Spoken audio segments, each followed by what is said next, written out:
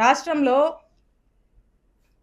Electricity ఛార్జీలు పెరిగి ప్రజలు అనేక ఇబ్బందులు పడుతూ ఉంటే వారికి అండగా ఉందామని మా వైఎస్ఆర్ కాంగ్రెస్ పార్టీ నాయకుడు మా జగనన్న పిలుపునిస్తే విద్యుత్ పోర్ అనే కార్యక్రమంలో భాగంగా రాష్ట్ర వ్యాప్తంగా మా వైఎస్ఆర్ కాంగ్రెస్ పార్టీ వాళ్ళంతా కూడా అన్ని నియోజకవర్గాల్లో ఎలక్ట్రిసిటీ ఆఫీసెస్కి వెళ్ళి అక్కడ ప్రజలు ఇబ్బంది పడుతున్నారు, ప్రభుత్వం దృష్టికి ఇది తీసుకువెళ్ళాలి, ప్రజలకి భారం అవుతుంది, ఖచ్చితంగా ప్రభుత్వం దీనికి రెస్పాన్సిబిలిటీ వహించాలి, ఈ ఛార్జీలు తగ్గించాలని మేము రిప్రజెంటేషన్ ఇస్తే స్టేట్ మొత్తం జరిగితే కానీ ఇక్కడ మన చిలుకూరుపేటలో మాత్రమే స్పెషల్.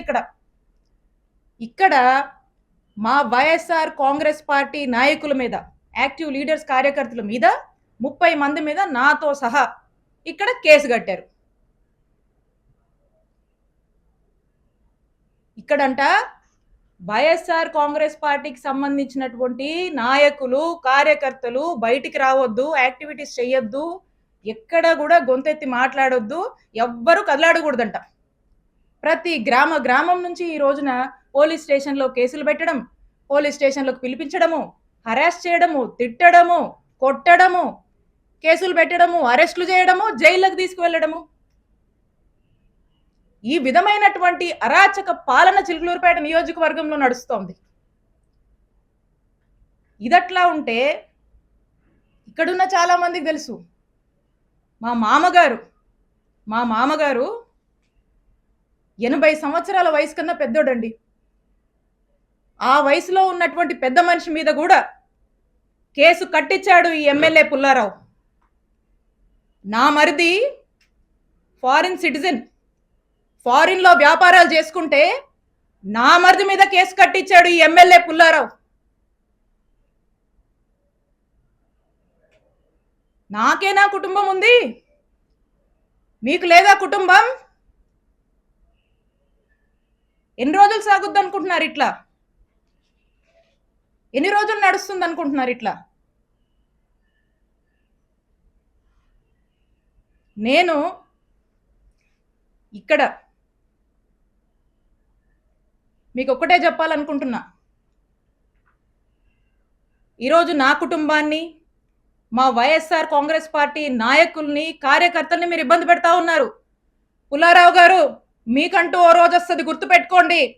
ఇంకోసారి చెప్తున్నా, మా కుటుంబం జోలికి వస్తున్నారు కదా, మాది పురుషోత్తపట్నం, గుర్తుపెట్టుకోండి, ఊహించుకోండి ఒకసారి. నేను ఇక్కడ మీ మీద గెలిచి మిమ్మల్ని ఇంట్లో కూర్చోబెట్టాను. ఇక్కడ 5 ఏళ్ళు నేను పనిచేశా, నేను ఎమ్మెల్యేగా చేశా, నేను మంత్రిగా పనిచేశా, కానీ ఎక్కడా కూడా ఇలాంటి వాతావరణాన్ని క్రియేట్ చేయాల, ఇలాంటి అరాచక పాలనకు మేము ప్రోత్సహించాల. ఎక్కడా కూడా ఏదన్నా కూడా చట్టం తన పని తాను చేసుకుపోయింది తప్పితే మేము ప్రొవోక్ చేసి, మేము మా ఇంట్రెస్ట్లు ఏమి చెప్పి ప్రజల్ని ఇబ్బంది పెడుతూ ఈ రకమైనటువంటి అక్రమాలకు మేము పాల్పడలా. ఒక పీస్ఫుల్ ఎన్వైరన్మెంట్ ప్రతి ఒక్కరికి, అన్ని వర్గాల వాళ్ళకి మేము కల్పించి ప్రతి ఒక్కరు కూడా సంతోషంగా ఉండి, వాళ్ళకి ఇంకేదైనా కష్టాలుంటే వాళ్లకు మేము తోడుగా అండగా ఉండేటువంటి కార్యక్రమాన్ని చేశాం.